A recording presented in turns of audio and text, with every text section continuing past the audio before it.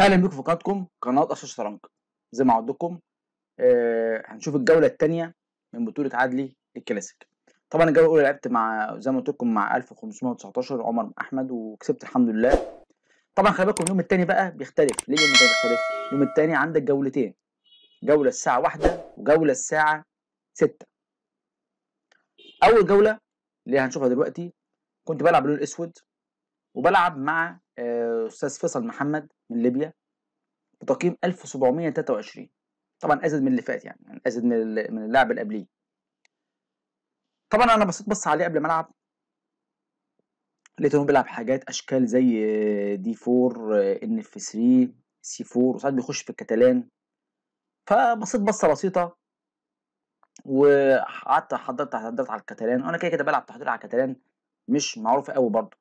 هوريها لكم تحضيره جميله جدا، يعني انا بلعبها طبعا في الرابد وبليدز بتبقى اقوى شويه، في الكلاسيك مش قوي يعني. بس طبعا كنت متردد، اقول لكم ليه كنت متردد يعني. نشوف الدور ونبص بصه ونشوف عملنا بالظبط. هو لعب دي 4، لعبت له ان اف 6 عادي جدا، ان اف 3 اي 6، لعب جي 3 على طول، ما دخلش بقى في سي 4 بقى والكلام ده. جي 3 مباشره، انا خلاص هتنكت على طول والعب بعد كده بقى الافكار اللي بلعبها بعد كده بقى، خلاص هكمل عادي جدا. دي 5، بيشوف جي 2، بيشوف اي 7، ده بيت، ده بيت، سي 4. لغايه هو كده لغايه دلوقتي خلي بالكم ما يبروش زي الكتاب. لعبت اول نقله الانجن اللي اوبن كاتالان، كلت البدء. هنا خلي بالكم عنده كتير بقى، يعني هو عنده هنا كتير خالص، اختار كتير جدا. طبعا بيست موفر الانجن هو لعبها، طبعا في كوين سي 2 اللي هو لعبها، في ان اي 5، في كوين اي 4، في ان 3، ده كله طلب البدء، يعني ده كله بيطلب البدء، في اي 4 على طول. فهو لعب كوين سي 2، هات البدء مباشره. طبعا خلي بالكم وانا على الرقعه، كنت متردد جدا جدا جدا العب بي 5. هي دي النقله الثالثه على الانجن خلي بالك، يعني اول نقله سي 6، تاني نقله اي 6، تالت نقله بي 5. بي 5 طبعا كان عجباني وعايز العبها، بس خفت من حاجه، ما خفتش من دي خلي بالكم، دي ما تخوفش يعني، دي عادي جدا، دي تلعب قدامها حاجه زي كده بس عادي جدا.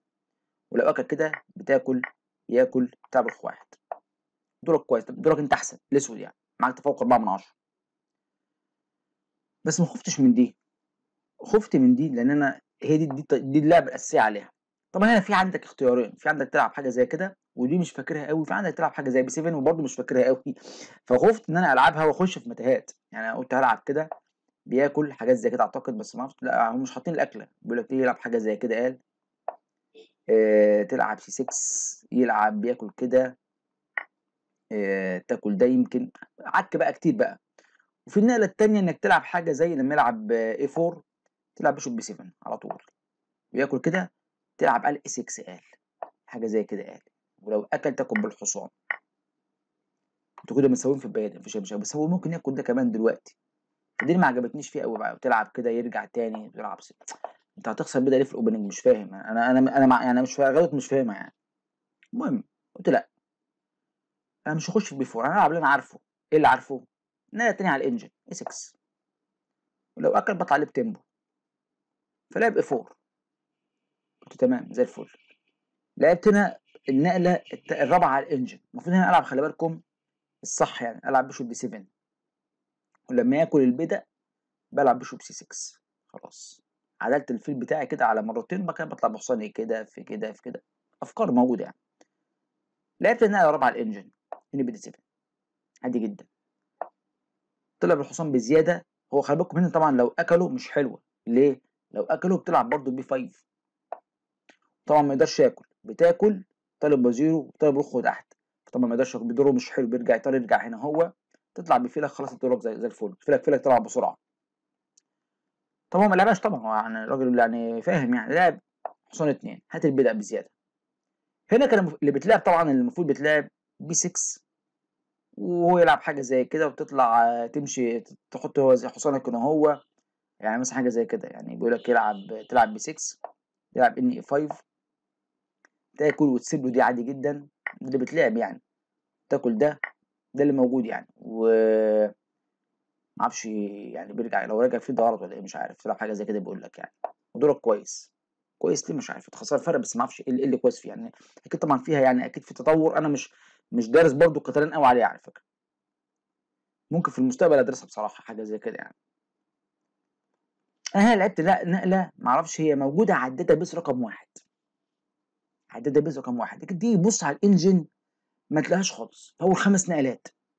يعني اتحداك كده افتح الموقف ده كده وافتح الانجن، لو لقيت دي بتاعي كلمني.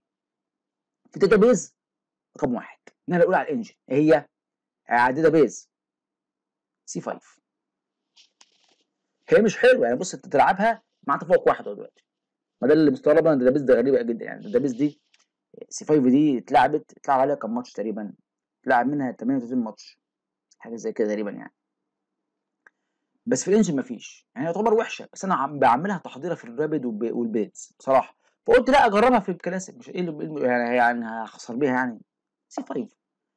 هو طبعا هنا من غير تردد اكل حصان في بيت على طول. رحت انا برضو لعبت النقله الثانيه على الانجن، لعبت ان دي 5.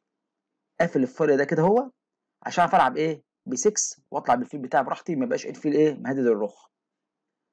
قال لي تمام. لعب اي 5. ما تلعبش ب 6 يا عمي، ما تطلعش بفيلك، تكتيف يعني.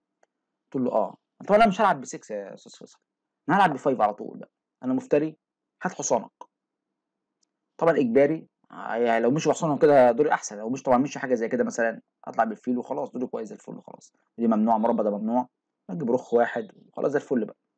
اكل بالمرور، اكلت بالحصان. خلي بالكم في الاكلات دي انا كنت خايف من حاجه، يعني بعد ما اكل كده كنت حاسب اكله كده في عنده حاجه زي كده، بس طبعا مش دلوقتي، مش موجود دلوقتي. ياكل كده الاول كنت حاسب حاجه زي كده، اكل يلعب حاجه زي كده، ده اللي كنت حاسبه بصراحه يعني. هو ما لعبها بعدين باختلاف ترتيب النقلات، هو اكل كده، اكلت، اكل، اكلت، لعبها دلوقتي، هات مات. طبعا مات الحلها الوحيد جي 6. كنت بفكر طبعا في حاجه زي كده برضو يعني، خلي بالكم النقله الثانيه على الانجن، بس طبعا يعني دي ده بيبقى ضعيف شويه وفضت مربعات كتيره. جي 6 كويسه مش وحشه. لعب هنا هو لعبه برضو الاولى على الانجن او الثانيه على الانجن، يعني الانجن بيتردد فيها ان اي 4. هات الفيل بتاعك. طب قعدت افكر طبعا ما فيش مكان المحترم غير يعني راجع في الاي 7، ما فيش غيره يعني. هروح فين تاني؟ هروح هنا ملاش لازمه، هنا طبعا ياكلوا، ما فيش غير هنا. طلع بتيمبو، هات الرخ. شوف برضه بالرخ في الفايل مفتوح، ودي منطقيه يعني. ما يعني الحاجات دي كلها مش تأليف، ده لعب سهل يعني. لعب هنا نقله بصراحه مش كويس قوي. هو طبعا في فكره في دماغه عايز يعملها، بس طبعا هي مش كويسه. هو المفروض في الموقف ده يلعب حاجه زي بي 3، ده الانجن بيقول كده يعني، يلعب حاجه زي كده، ياخد فايل مفتوح. طبعا دور خاص بقى كويس مش وحش، بعد ما كان تفوق وحش. عشان اقول لكم برضه انك لما تيجي تلعب لعبه في الاوبننج مش كويس قوي، عادي ممكن دورك ما يلعبش بيست موف يعني. هو لو يعني مش هو مش انجل قدامك ده، فعادي تطلع بالفيل بتاعك، الدور هيبقى كويس خلاص، تجيب رخ دور عادي مفيش اي مشاكل. لعب ان جي 5 تاني. ليه؟ فكرته عايز يلعب الاي 4، هات حصانك ده. طبعا حصانك ده يعني مش مربوط في، زي ما بيقولوا كده لعيبه القهوه، مش مربوط في نخل يعني، يمشي في اي حته. عندي كذا مكان عندي هنا. وبعد كده خلاص الرخ انت الفيل ده اتقفل عليه يعني، تلعب اي 4 دي الفيل متقفل عليه فمفيش مشاكل. فانا فهمت تهديد ده برضه. هو عنده فكره تانيه برضه، عايز يجي مثلا بوزيره هنا في هنا، هات ده. دي فكره طويله قوي يعني ما هتطول يعني. قلت عادي اطلع بالفيل، ايه المشكله يعني؟ زح الحصان همشي بالرخ الاول، هات وزيرك. مشي هنا، هاجي هنا بالحصان، عايز العب حاجات زي كده. بس خلي بالك لازم لما بتحسب الكلام ده كله تبقى حاسب ان هو بعد كده هيمشي بوزيره وطالب دي بعد كده، خلي بالك يضغط على هنا، وتبقى حاسب الكلام ده كله يعني. انت يعني مثلا انا مش بلعب دي كده بسهوله والعب رخ واحد يلا بسرعه، لا، كل حاجه لازم تبقى محسوبه على فكره يعني. فبعد كده رحت انا لعبت هنا حصان، لعب روح واحد كسرني. قلت له مش مشكله، هات وزيرك الاول ده نشوف هيروح فين وزيرك الاول ده. وفي عندي برضو بدأ كده خلي بالكم. اكل. طبعا انا كنت بفكر على فكره ان انا اكل آه بالوزير، بس هي دي الافضل على فكره يعني، ناكل بالوزير مهدد الحصان. بس انا قلت الحصان هنا مكانه مش حلو اصلا، انا ليه امشيه؟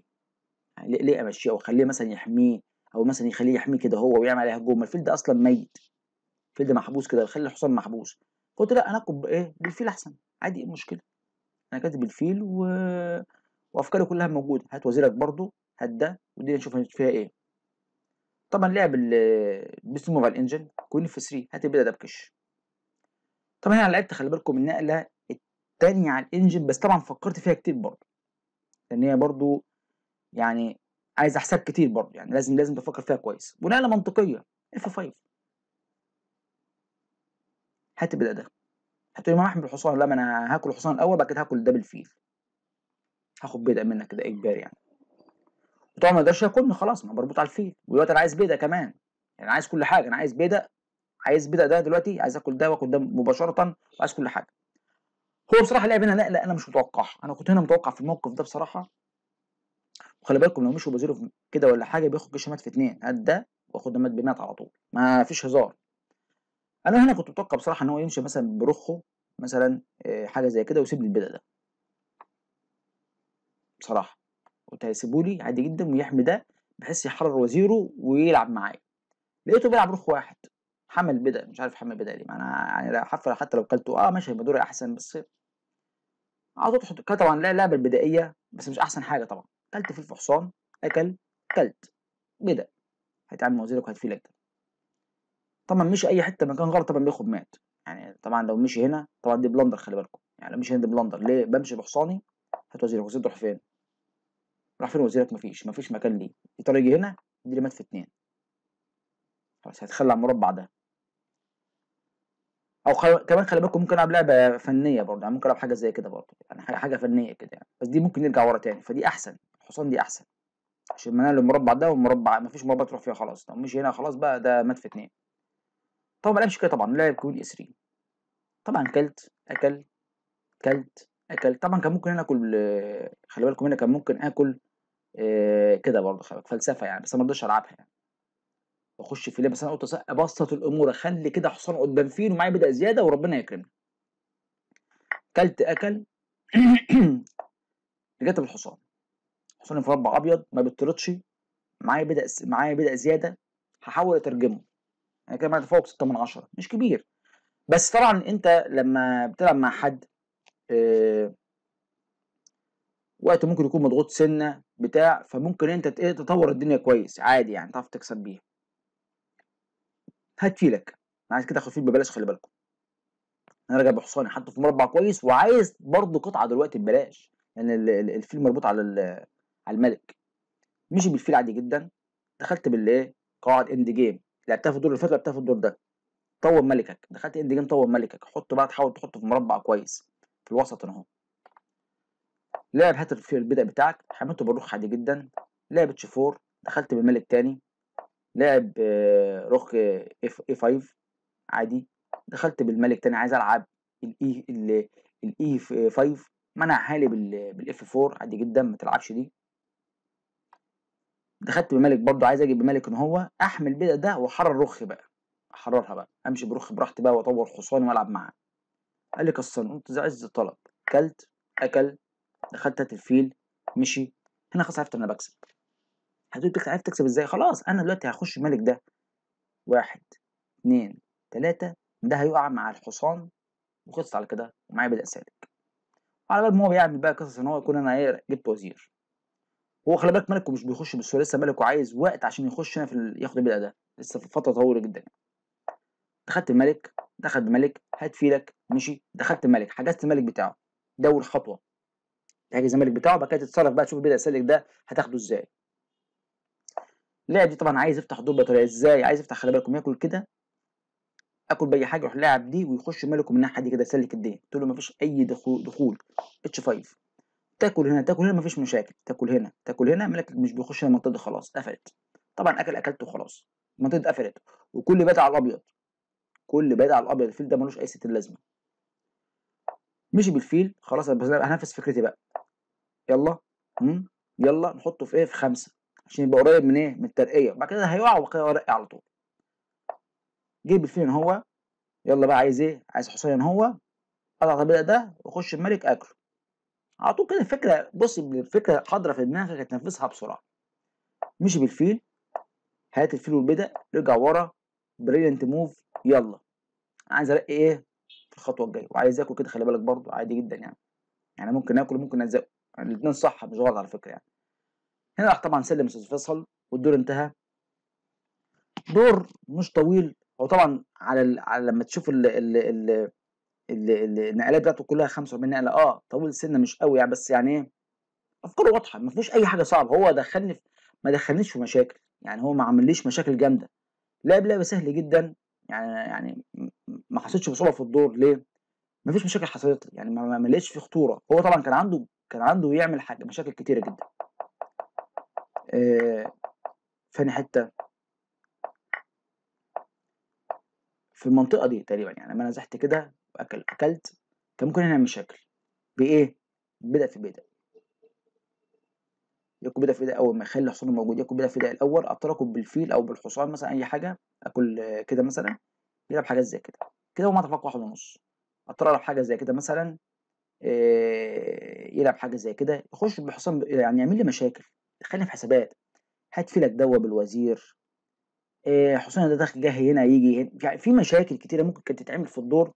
هو بسط الامور جدا في المنطقه دي. يعني في المنطقه دي اكل على طول، اكلت ريح الدنيا خالص، ولعب دي وريحني جدا. لعبت دي خلاص، دول بقى ايكوال، مفيش اي مشاكل. طبعا الجوله الجايه طبعا ان هي بقى اللي هي الساعه 6. طبعا الدور ده خلص على الساعه مثلا 3 3 ونص حاجه زي كده. الجوله الثانيه 6. طبعا انت ما بتعرفش تلعب مع مين، ما تعرفش. بعد تستنى لما تنزل البيرنج مثلا على الساعه مثلا 5 ونص 6 الا ربع. اما مش بتلعب مع مين، قلت له يا لحقت تحضر له ما لحقتش تحضر له. يعني الجوله دي ملغي فيها التحضير. يعني الجوله الثانيه دي اللي هي تلعب، اللي هي الجوله هي المفروض الثالثه بقى. يعني دي الجوله الثانيه خلصت خلاص. عشان تحضر الجوله اللي بعديها مستحيل، صعب، مش هتلحق. يعني دي انا عايز اقول لكم ان الاستاذ فيصل حضرت له، حضرتها وقت بسيط. بس طبعا عشان هو ماتشاته قليله على النت، فما تعرفش تجيب كل ماتشاته يعني. الجوله الثانيه بقى اللي هي في نفس اليوم دي، ما تلحقش تحضر. البيرنينج بينزل مثلا ممكن 6 ل 10. هتلحق تحضر في 10 دقايق انت؟ صعب. فدي صعب جدا في التحضير جدا. تحضر الجوله الاولى ماشي، يعني عشان تحضر واحد في الجوله الاولى سهل، مفيش اي مشاكل. لكن الجوله الثانيه صعب جدا، صعب جدا. ممكن كمان تكتب اسمه وتدور على الماتشات، ما تلاقيش ماتشات اصلا. دي مشكله تاني بقى. اتمنى تكونوا استفدتوا. كل دول يعني نحاول بنطلع بحاجه جديده في الاوبننج، فكره جديده في الميدل جيم، فكره جديده في الاند جيم. اتمنى تكونوا استفدتوا. ما تنسوش تعملوا لايك واشتراك وتفعلوا الجرس عشان يوصلك كل جديد. سلام.